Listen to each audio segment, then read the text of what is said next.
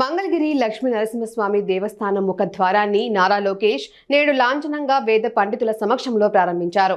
దక్షిణ భారతదేశంలోనే అత్యంత పురాతనమైన ఈ లక్ష్మీ నరసింహస్వామి దేవస్థానానికి రాష్ట్ర వ్యాప్తంగానే కాకుండా దేశ వ్యాప్తంగా భక్తులు విచ్చేస్తూ ఉంటారు.